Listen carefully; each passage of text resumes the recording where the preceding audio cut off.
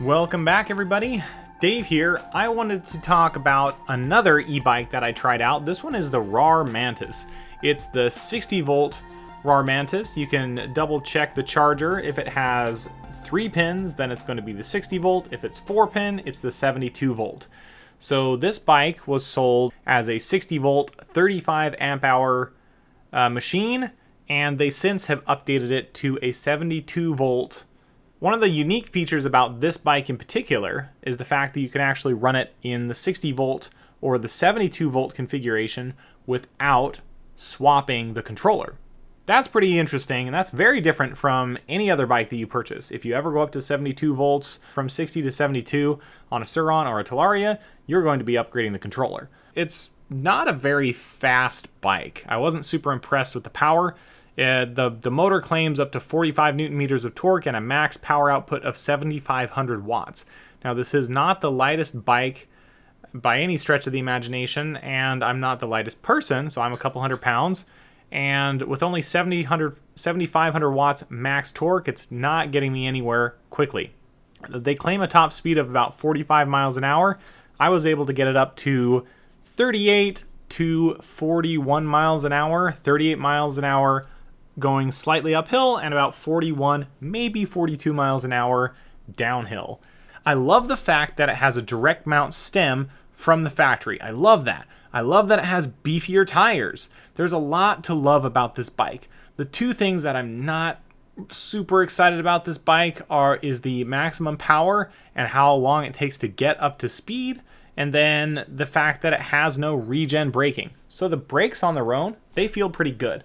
Now, the brakes that I rode with this particular set, the owner, he actually swapped out the brake pads, so they're using aftermarket brake pads, and it stops pretty quickly. So I'm not concerned about the stopping power, but I am a little sad that I don't get any of that regen action, because I do actually really like regen, especially when I press my brake levers.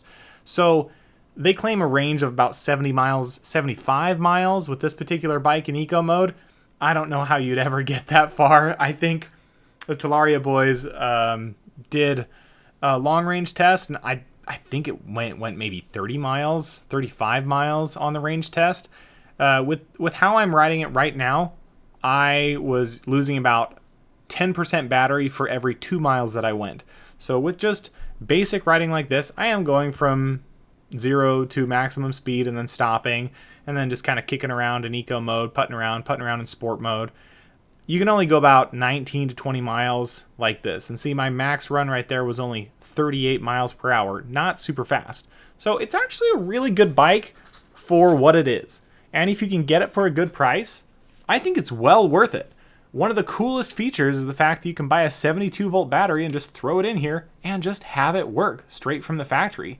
The display is a no-nonsense display. It was really easy to read. It's very not super crazy on power, so it's very tame in terms of just being a newer rider and wanting to ride on it.